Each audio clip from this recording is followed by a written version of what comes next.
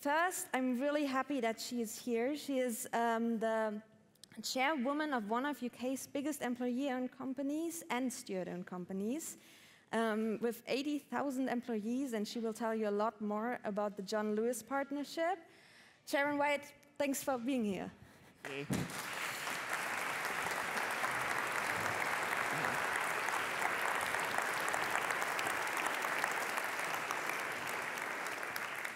Hi, thank you so much. I got invited last year, and gosh, how I regret that I wasn't able to come. This has been one of the most sort of energizing and sort of positive days I've had since I became chair of the John Lewis Partnership. We're not just one of the biggest employee-owned businesses in the UK, we are the biggest by... Just get that one. We are the biggest by some scale, which is why so many of the conversations today about those of us in the room who are just starting out, startups, maybe founder businesses, hopefully what I've got to say about some of the opportunities, but also some of the complexities about being at the other end of the scale, I hope will chime. And I know a number of you have probably looked at the John Lewis Partnership model in the past and hopefully used it for a little bit of inspiration as you started to think about your own business models. So we have almost 80,000 employees whom we call partners. We have 21 million customers, which, given there are only 60 million people in the UK and only 40 million adults, it means that almost everybody shops with us.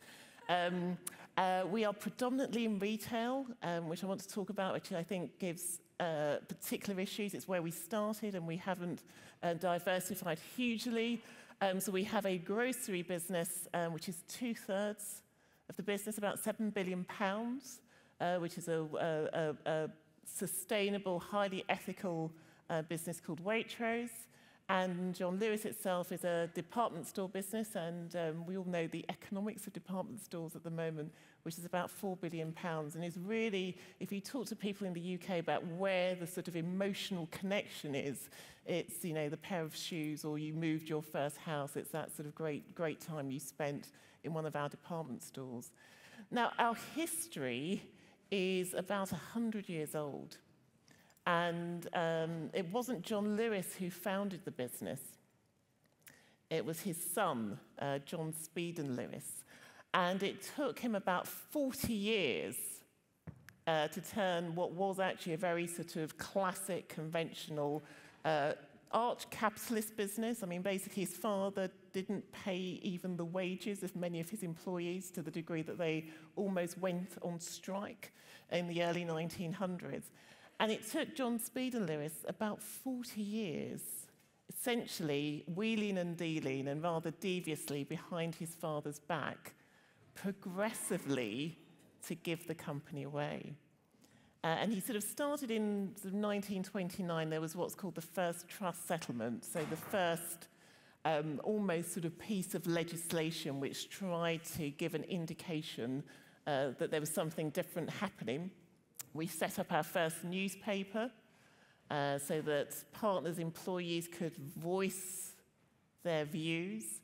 But it wasn't until 1950, so literally almost 40 years later, that the John Lewis Partnership became a partnership, and the business was given in trust to the partners.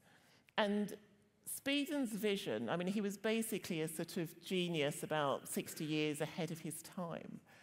His vision was that the partnership should be a, what he called an alternative to communism, which is sort of, given our location, interesting.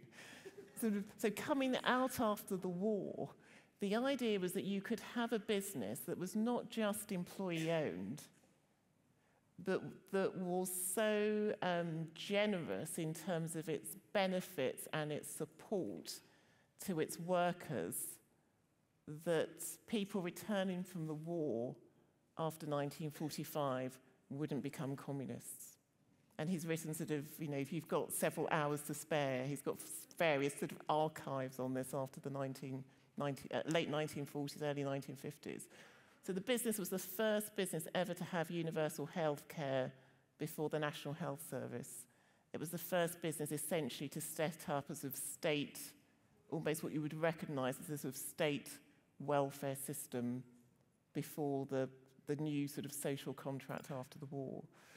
And then what's been interesting, for most of our history, we were sort of hand to mouth. If you read much of the archives, there was a period in the 1950s where we almost went bust because there was a tax bill that we couldn't quite pay.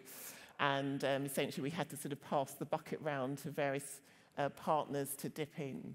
And so there was a sense, probably from the 1950s through to the 1980s, where this idea that this egalitarian, almost communitarian business that was going almost the anti-capitalist model, that you had to work really, really hard to keep it afloat.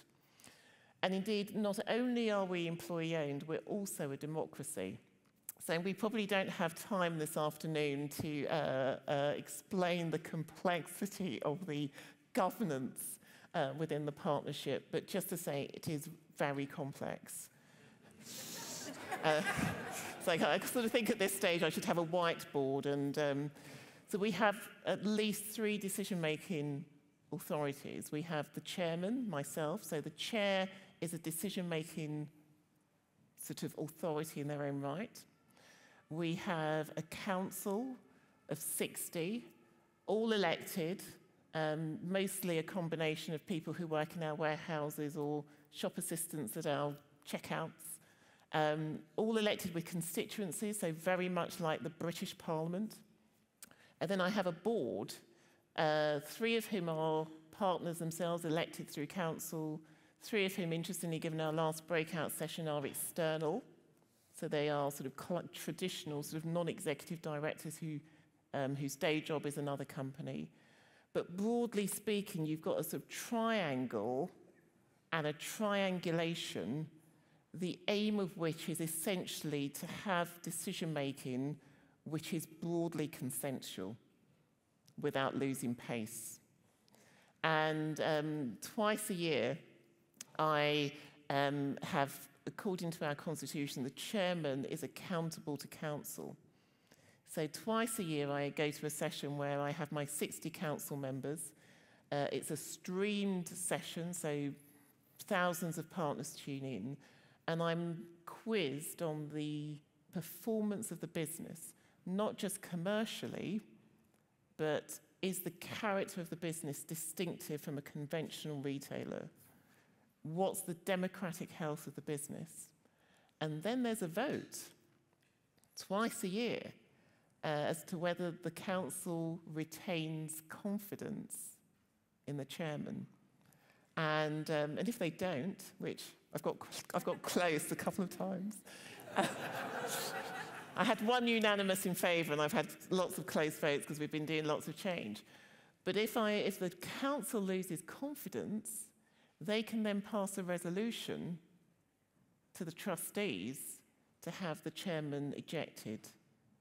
So ultimately, the chairman, the head of the organisation, can only take decisions effectively within the bound of consensus within the business, both formally and informally.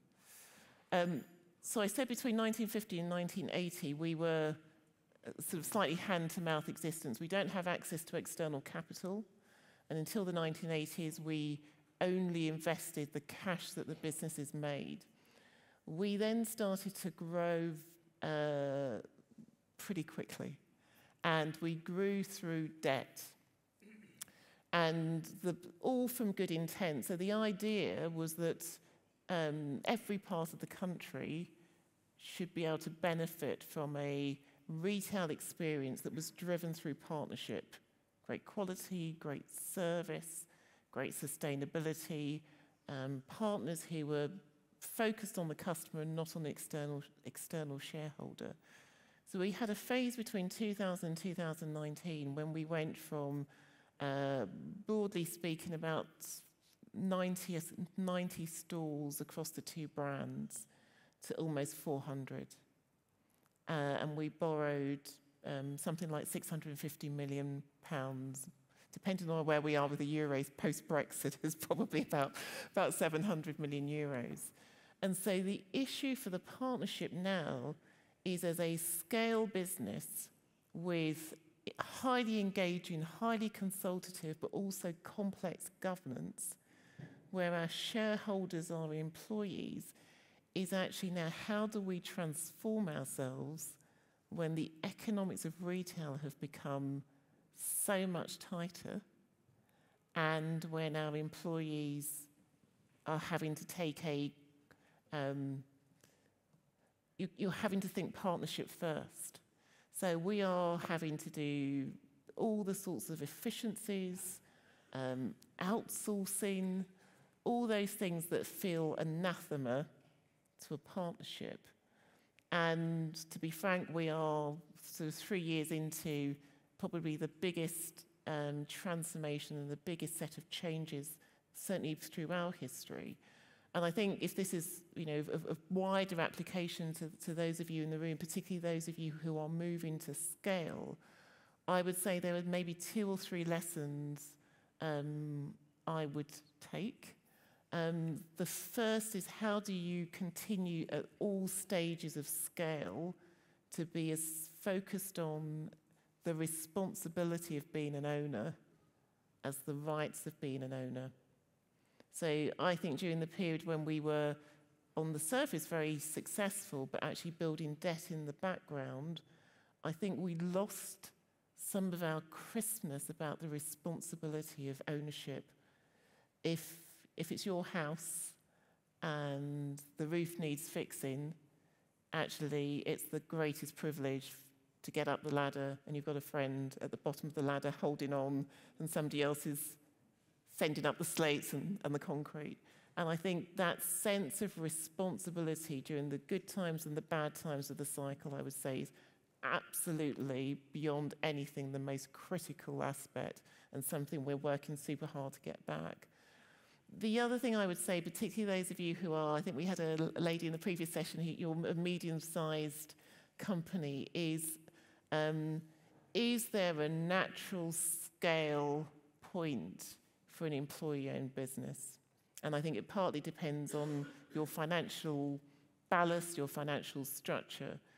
My own view is that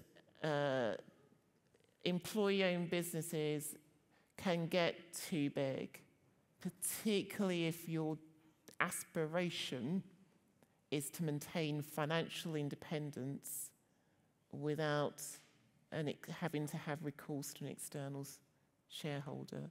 So for many of you, you're at the sort of startup end, and this may feel like it's decades away, but I think as you grow and you think about your investor base, I think the question about how scale sits alongside financial independence, sits alongside sources of finance, the role of debt, I think is super, super important. And then finally, I think before we sort of open up for questions, is just the most sort of extraordinary opportunity, given where the world is after the financial crisis. So we talked a bit about this during the course of the day. Trust in conventional business is through the floor. And that's partly the banking crash, which hit the UK more heavily than it hit continental Europe. But it's also now, I think, both coming out of the pandemic, where I think lots of people are coming into my business, our businesses, have got a completely different view about how money and profit sits alongside purpose and life and the good life and well-being. And certainly in the UK, conventional business has not delivered a cost of living increase for the last almost 20 years. So real wages, once you take into account inflation, if you're in a conventional business, basically hasn't budged since 2008. And I'm sure Steen will talk to us a bit about the positives and the benefits of being an employee-owned business. But I think this moment in history is the most fabulous opportunity for employee-owned, steward-owned businesses, both to create a new new sense of loyalty with our customers, and possibly even more importantly, a new sense of loyalty and commitment and binding relationship with our people. Thank you very much indeed. I don't know whether we've got time for questions, but happy to take any. Yeah.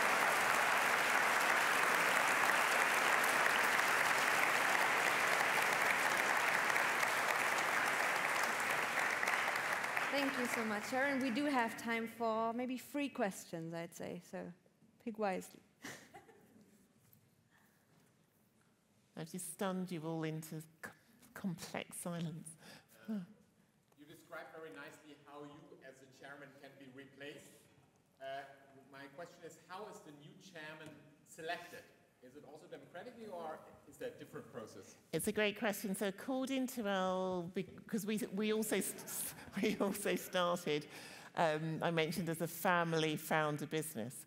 And so our articles, which are now very historic, actually formally say that the chairman appoints the new chairman.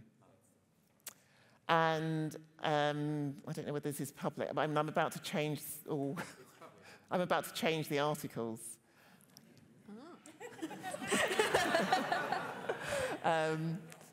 Next month, because actually I don't think it's great governance. So formally, the articles will be changed so that the board, and the board obviously has 3 out of 8 elected representatives, will formally make the appointment. And I think you may also know that my term is almost, I'm a year from the end of my term, so that process is starting now. So my successor will be the first chair who is not formally appointed by the previous chair.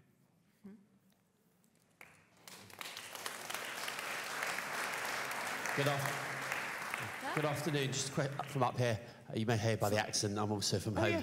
Sorry, the John Lewis dividend's quite famous, the partnership bonus. You didn't pay one this year for the first time, is that correct? No, not the first time. Not the first time. How do you decide that, and how do you decide what is redistributed across the partnership itself? Yeah.